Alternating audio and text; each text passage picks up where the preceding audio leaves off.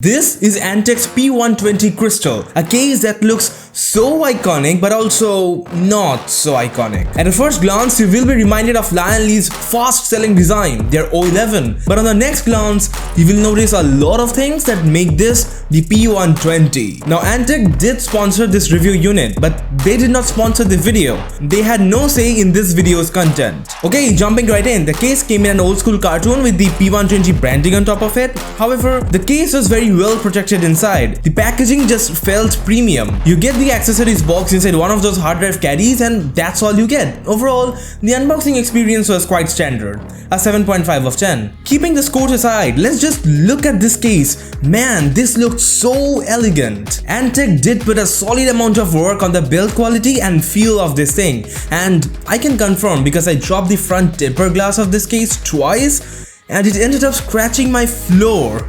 Wow! Now, Antec also sells a black variant of this case, but the white variant looks much better.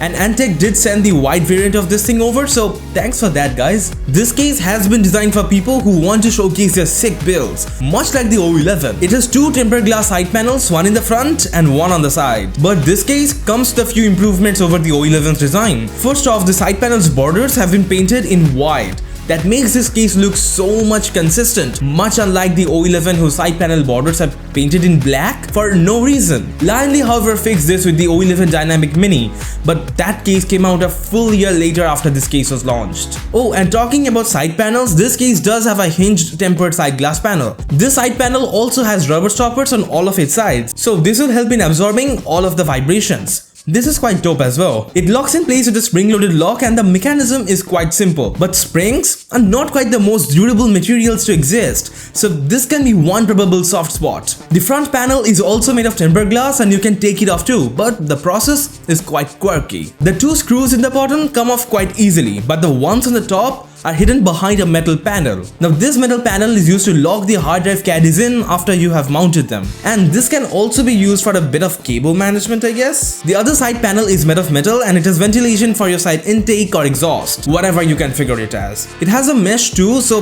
that will come in handy. The bottom intake also has a mesh to prevent the dust, but the front panel is completely sealed off. Antec decided to completely rivet it to the case and I don't understand why they would do that. Now, the front panel is a bit lacking. It has a couple USB 3 5 Gbps ports, and they're also lit up by LED lights. Now, I understand that this looks cool, but why would you do that? Now, if this would have been lit by HDD LED connection, I would have said fine. But no, they use a SATA connection to power them. Also, the audio port has a separate headphone and microphone jack. Now, this looks quite old school and they just could have included a single hybrid jack. Other than that, the reset button is quite standard and the power button has a shiny metal finish to it. I like it. Okay, now the first thing that you will notice when you take off the side panel is the PSU shroud. It has been taken to the top of the case and that pattern is quite old school. But this is how the aesthetics of this case work. The PSU shroud, however, has a few sharp bends and cuts and arches, and I think this looks quite sleek and futuristic. The shroud is quite long. You will seldom use a power supply that is this long, but you can use this extra space to just dump in all of your cables. Now, on this note, this case is not as wide as the O11. If you look closely, this case is quite a standard when it comes to width. Well, that is because the O11 has two compartments while the P120 manages to fit everything in just one. And this causes one massive problem: the hard drive cage. It has been placed in a very weird place to begin with. That is not the problem. It arises when you mount a 360mm AIO and try to put in a hard drive in there. Antec requires you to remove both of the hard drive caddies if you want to go for a 360mm radiator. However, some people on the internet have managed to fit one hard drive caddy even above the 360mm radiators. I could not figure out how. Brute force, probably?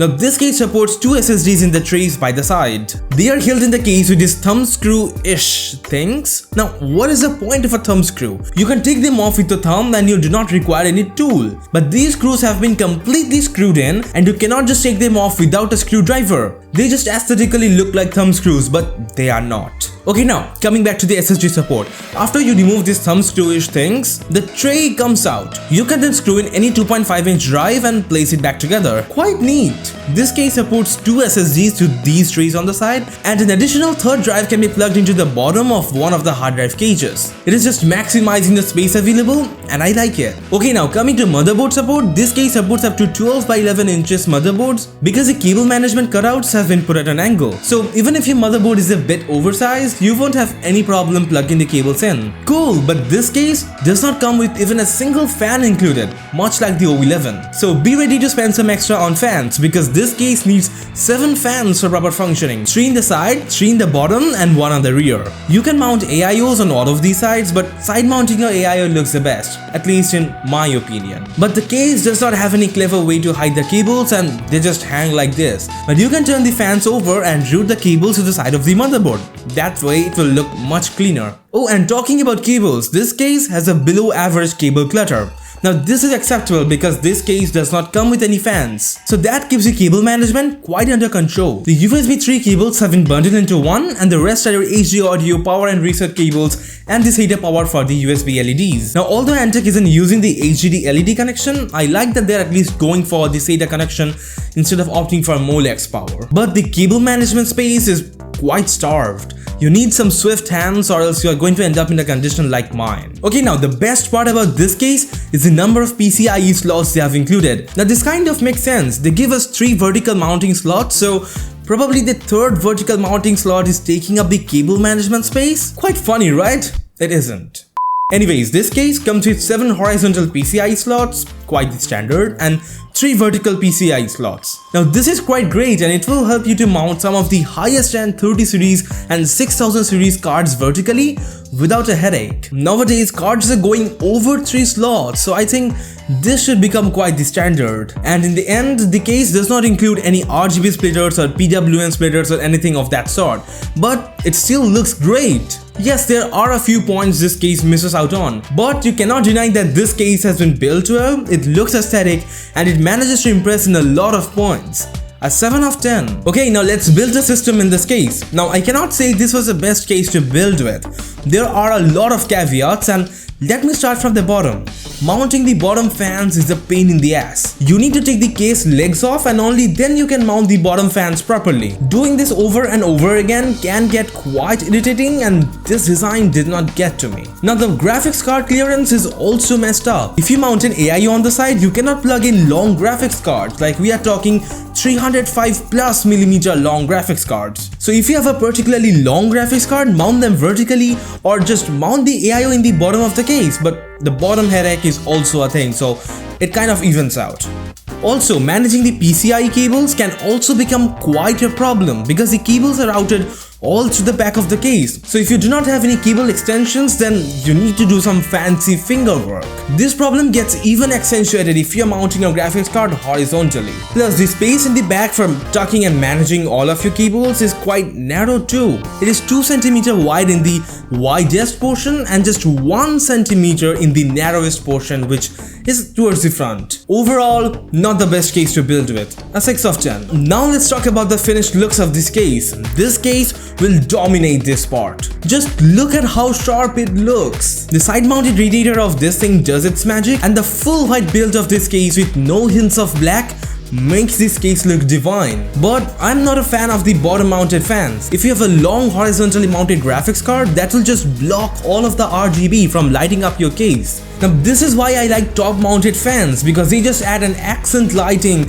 to your CPU blockhead area and it looks quite great. But still, the case is a bit wide body towards the bottom, so if you align the fans a bit towards the front panel, it looks awesome. Antec has put a lot of effort into making this case really look aesthetic and feel premium.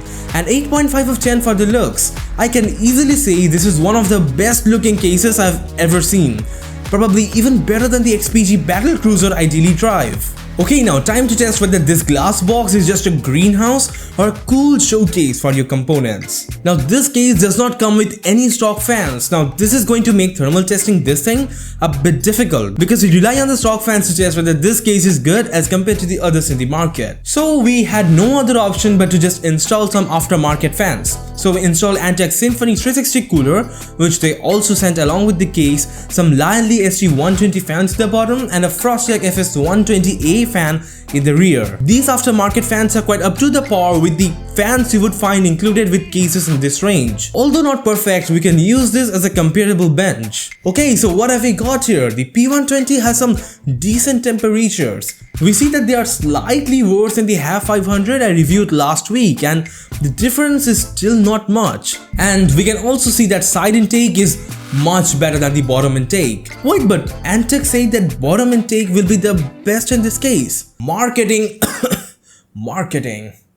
Now I wasn't planning to review this case with the GTX 1650, but well, my 3070 won't just fit in horizontally because it is a very long card. Now the 1650 isn't a very hot running GPU, so we'll not compare these results to other cases that we have tested in the past. And the results are not surprising. Now the vertical mount is seen to decrease the temperatures as compared to the horizontal mount, and that is quite understandable because the bottom intake just blows the heat off the card. Overall, the thermal performance is quite acceptable. Yes, it isn't as good as the HAV 500, and that is quite understandable.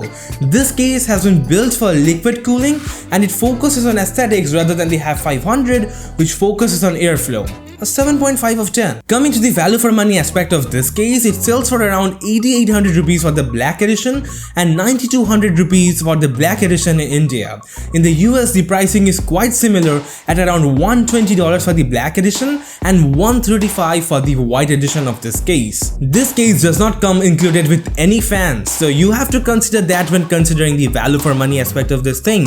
And oh my god, it is a tough decision. What should I award this case in the value for money aspect? Now, I don't think that this case is overpriced. It gives the vibe of the O11, which is a much costlier case at around $170. Although you miss out on a lot of stuff, like this case does not come with a second compartment, nor is it as well built as the O11, but still, you get a lot. I'm giving the value for money aspect a 7.5 of 10. Now this case does have a lot of caveats. Now I cannot say it is a bad case. Sure, it is a lookalike of the O11, but it does add a lot of its own formula to make it the P120 Crystal and not an O11 ripoff. And we also have an average score of 7.33.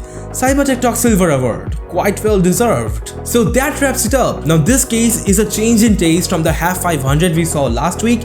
That case comes with a very robust design. If you want to check that review out, click over here and don't forget to like and subscribe for more.